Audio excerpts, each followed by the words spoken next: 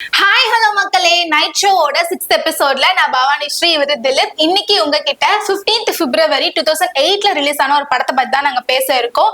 திலீப், இந்த படத்தை பத்தி பாக்குறதுக்கு முன்னாடி நம்ம இந்த காதல் ஜோடியை பத்தி சொன்னோம் அப்படின்னாலே நிறைய மக்களுக்கு தெரிஞ்சிருக்கும். ஏன்னா காதலுக்கு ஒரு உதாரணம் அப்படின்னு நம்ம சொல்லலாம். கண்டிப்பா சொல்லப்போனா ஷாஜகான் மும்தாஜ் சொல்லுவாங்கல்ல, அவங்க அடுத்த கட்டமா இந்த கதை கொடுத்திருக்காங்க படத்துல. சொல்ல போனா கண்டிப்பா வேற யாரும் இல்ல, ஜோதா அக்பர் தான். இன்னைக்கு உங்ககிட்ட ஜோதா அக்பர் பத்தி நாங்க பேச இருக்கோம். திலீப், இந்த படம் பார்த்தோம் அப்படின்னா 16th centuryல நடந்த உண்மை சம்பவங்களை பேஸ் பண்ணி தான் இந்த படம் எடுக்கப்பட்டிருக்கு.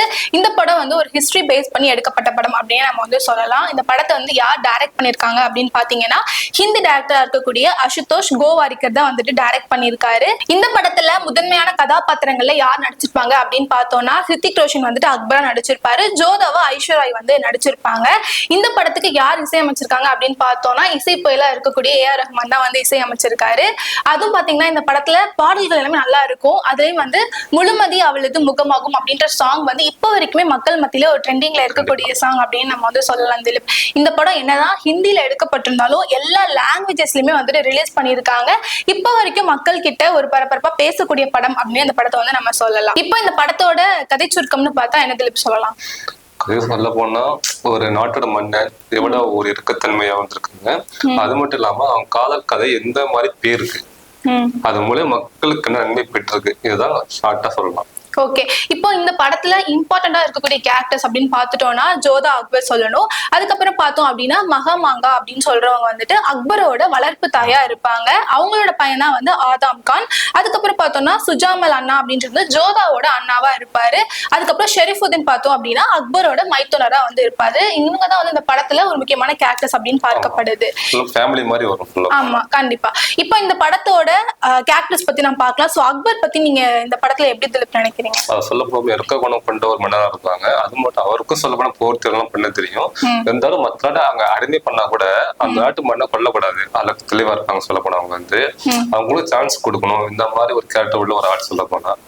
அது மட்டும் இல்லாம அவங்களுக்கு வரப்போற மக்களுக்கு இருக்க போற பிரச்சனையே இவங்க எப்படி முன்கூட்டி தெரிஞ்சு அதை எப்படி சால்வ் பண்ணாங்க, மக்களுக்கு வர பிரச்சனை எங்க எப்படி தெரிஞ்சா சால்வ் பண்ணாங்க, இது படத்துல மீது கதை மாதிரி காட்டுவாங்க. அதே மாதிரி பார்த்தோம்னா ஜோதாவை கண்டிப்பா சொல்லிதான் ஆகணும். ஜோதா அப்படின்ற கேரக்டர் ஒரு போல்டான கேரக்டரா அந்த படத்துல காமிச்சிருப்பாங்க. அவங்களுக்கு சொல்லப்போ போர் திறமைக்க ஒரு ஆளாதான் காமிச்சிருப்பாங்க. ஆமா, ஏன்னா அந்த காலத்துல பார்த்தோம் அப்படின்னா அரசு குடும்பத்துல இருக்கக்கூடிய பெண்கள் எல்லாமே நிறைய போர்க்கலைகள் கத்து வச்சிருப்பாங்க இல்லையா? கண்டிப்பா.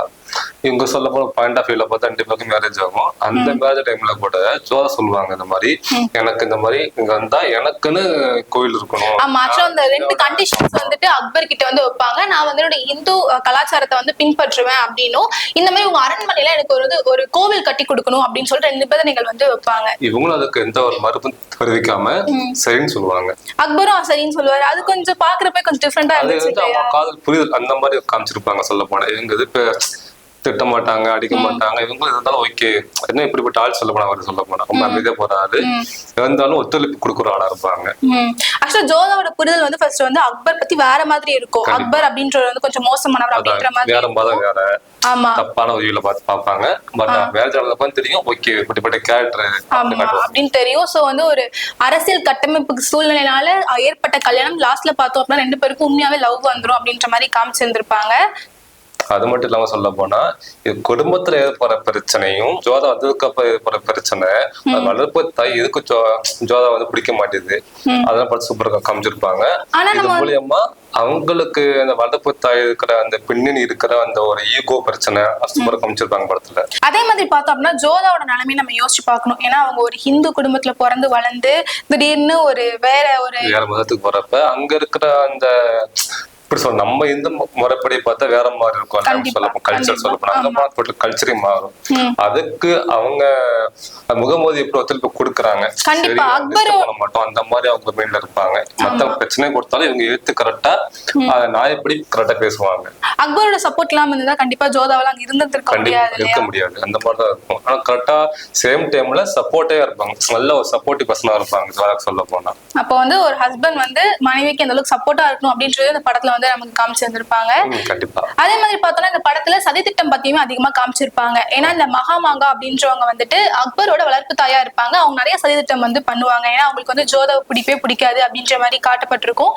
நிறைய சதித்திட்டங்கள் பண்ணுவாங்க. அதிகம் பண்ணிக்கிட்டு சொல்ல போனா ஜோதா ஏன் பிடிக்கலன்னா இந்த மாதிரி இது வேற மதத்துல இருந்து அந்த பொண்ணை லைக் பண்ண மாட்டாங்க. அவங்க சொல்ல போனா அந்த ஒரு எண்ணத்திலேயே அவங்க வந்து எது இருந்தாலும் அவாய்ட் பண்ணுவாங்க.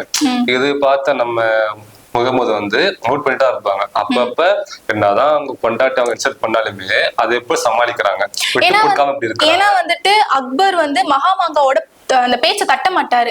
வளர்ப்பு தாய் அப்பையில இருந்து அவங்க அடுத்து அடுத்ததால அவங்களுக்கும் ஒரு மரியாதை கொடுத்துருப்பாங்க. சொல்ல போனா அவங்க வந்து அவர் சொன்னாலும் மண்டையாட்டுவாங்க, யோசிக்காம பண்ணுவாங்க. ஆனா லாஸ்ட்லன்னு சொல்ல போனா அவங்க தாய் இருக்காங்கல்ல, அவங்க வளர்ப்பு தாய் தான் சொல்ல போனா ஜோதா பிரிக்கிறது ரெண்டு பேரும் சொல்ல போனா. இது அவங்க தாய் கண்டுபிடிச்சு அவங்க மூலியமா தான் ரித்திக் ரோஷனுக்கு அதாவது முகமதுக்கு சொல்லுவாங்க விஷயத்த. இது ஒரு விஷயம் நமக்கு தெரியுது இல்லையா, என்னதான் வந்துட்டு எவ்வளவு அவங்க க்ளோஸ் ஆனாலும் நம்ம வந்து பார்த்துதான் அவங்க நம்பணும் அப்படின்னு காமிச்சிருப்பாங்க. ஏன்னா அக்பர் வந்துட்டு மகாமாங்கா அவ்வளவு நம்புவாரு, இருந்தும் வந்து பாத்தீங்கன்னா அவங்க வந்து கடைசியில அவருக்கே சதித்திட்டம் வந்து பண்ணிட்டு இருப்பாங்க இல்லையா. சோ அதை பார்க்க முடியும். அதே மாதிரி மகாமாங்காவோட பையனா இருக்கக்கூடிய ஆதாம் கானும் நிறைய சதித்திட்டங்கள் வந்து தன்னோட அண்ணனுக்கே எதிராக வந்து நிறைய சதித்திட்டங்கள் வந்து தீட்டிட்டு இருப்பாரு. அந்த படத்துல பார்க்க முடியும். அது வந்து ஒரு பார்ட் ஆஃப் சீன் மாதிரி படத்துல காட்டுவாங்க. அது மட்டும் இல்லாம ஜோதாக்கு சொல்ல போனா ஒரு அண்ணன் இருப்பாங்க. சோ அந்த சுஜாமன் சொல்ல போனா அவங்களோட படத்து முக்கியமான ஒல்லிகள் இருப்பாங்க. ஏன்னா அது மூலியமா தான் இவங்க சொல்ல போனா ஒரு அந்த எப்படி சொல்லலாம், ஒரு நாட்டோட துரோகத்தை அவங்க மூலியமா தான் வெளிப்படுத்துவாங்க, கண்டுபிடிச்சு காட்டுவாங்க. இப்ப என்ன நடக்கும் அப்படின்னா, அதனோட தங்கச்சி ஜோதாவே வந்துட்டு சுஜாமல் நம்ப மாட்டாரு, நீ வந்து நம்பிக்கை துரோகம் பண்ணிட்ட அப்படின்னு சொல்லிட்டு அவர் வேற ஒரு கூட்டத்துல போற தப்பான வியூல. ஆனா வந்துட்டு ஜோதா அப்படி ஒரு விஷயம் பண்ணிருக்க மாட்டாங்க. அதனால இந்த இடத்துல நீங்க பாத்தீங்க அப்படின்னா ஜோதா வந்துட்டு நம்பிக்கை துரோகம் பண்ணிருக்க மாட்டாங்க. ஆனா சுஜாமல் வந்து அந்த மாதிரி எடுத்துப்பாரு. அக்பர் பார்த்தோம் அப்படின்னா மகாமாங்கா ரொம்ப நம்புவாரு, இருந்தாலும் வந்துட்டு அவங்க வந்து சதித்திட்டம் தீட்டிட்டு இருப்பாங்க. கண்டுபிடிச்சிருவாங்க. அதை கண்டுபிடிச்சதுக்கு அப்புறம் அவங்க டோட்டலாவே வந்து கலக்கிடுவாங்க. இது மட்டும் இல்லாம மீறி சொல்ல போனா மக்களுக்கு ஏற்பட பிரச்சனை, அதாவது அந்த டைம் சொல்ல போனா முகமது கீழே இருக்க இந்துக்கள் சொல்லப்போ அதிகமான வரிகட்டதான் இருக்கும். அதெல்லாம் இங்க தெரிஞ்சுக்கிட்டு மக்களா போய் கலந்து அந்த வரி பிரச்சனை எப்படி சால்வ் பண்றாங்க, அதை காணமானது யாரு, ஜோதா. அவங்க சொல்லிதான் யோசிப்பாங்க. அதுக்கப்புறம் அவங்க சொன்ன மெசேஜ் எல்லாம் இருக்கும், அதை திங்க் பண்ணி பார்ப்பாங்க. சரி மக்களுக்கு என்னென்ன பிரச்சனை இருக்குன்னு சொல்லும் போது மக்களா நம்ம வந்து கலந்து போகும்போது நடக்கும், இந்த ஒரு பிரச்சனை இருக்கு சால்வ் பண்ணுவோம் அப்படின்னு நினைப்பாங்க. அதே மாதிரி பார்த்தோம்னா ஜோதாவோட நிறைய நற்குணங்கள் வந்துட்டு அக்பரை வந்து டோட்டலா மாத்தி இருக்கும் அப்படின்னு நம்ம சொல்லலாம். சோ அந்த படத்துல பார்த்தோம் அப்படின்னா ஹிந்துஸ் வந்து ஒரு வரி கட்டிட்டு இருப்பாங்க. அந்த வரி வந்து கடைசியில பார்த்தோம்னா அக்பருக்கே அந்த வரி வந்து தெரிஞ்சிருக்காரு.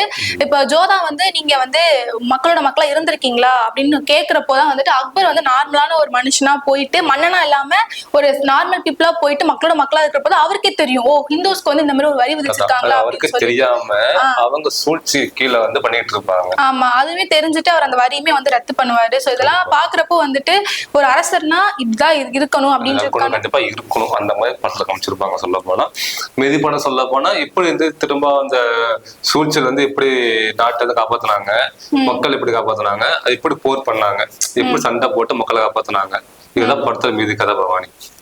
இப்போ இந்த படத்தோட ஒரு விஷயம் நம்ம தெரிஞ்சுக்கிட்டோம் அப்படின்னா என்ன திலீப் நீங்க வந்து சொல்லுவீங்க? சொல்ல போனா ஒரு மன்னன் எப்படி வாழ்ந்திருக்காங்க, கொடுத்திருந்திருக்காங்க, பிளஸ் அவங்களோட காதல் கதை, புரிதலான ஒரு காதல் கதை. கண்டிப்பா வேற வேற ரிலீஜனா இருந்திருந்தாலுமே அவங்களுக்குள்ள ஒரு அண்டர்ஸ்டாண்டிங் கரெக்டா, அதுவும் அந்த காலகட்டத்துல ஒரு அண்டர்ஸ்டாண்டிங் இருந்திருக்கு. வேற மதமா இருந்தும் தெரிஞ்சு கரெக்டா புரிதலோட போயிருக்காங்க. காதல் கதை நல்ல படம் சொல்ல போனா. கண்டிப்பா அதே மாதிரி ஜோதாவோட அந்த டிவோஷனல் நம்ம பார்க்க முடியும். அவங்க எவ்வளவு ஒரு பக்தியா இருப்பாங்க. ஏன்னா அதனால அவங்க அக்பர் கிட்டே போயிட்டு நான் உங்களோட அரண்மனைக்குள்ள நான் ஒரு கோவில் கட்டணும்னு தைரியமா ஒரு பொண்ணு கேக்குறாங்கன்னா அப்ப அவங்களுக்கு எந்த அளவுக்கு பக்தி இருந்திருக்கும் அப்படின்றது இந்த படத்துல வந்து காமிச்சிருப்பாங்க. இந்த படத்தை வந்து நீங்க பாக்கணும் அப்படின்னு நினைச்சீங்கன்னா யூடியூப்ல அவைலபிளா இருக்கு மக்களே. சோ போய் தாராளமா பாருங்க. படம் வந்து சூப்பராவே இருக்கும் அப்படின்னு நம்ம சொல்லலாம். இதே மாதிரி அடுத்த வாரம் நாங்க வேற ஒரு படத்தோட உங்களை சந்திக்கிறோம். நெக்ஸ்ட் வேற எந்த படத்தை பத்தி நாங்க டீகோட் பண்ணோம் அப்படின்றத கமெண்ட் செக்ஷன்ல கமெண்ட் பண்ணுங்க. அடுத்த வாரம் உங்களை சந்திக்கின்றோம். Ta-ta, bye by.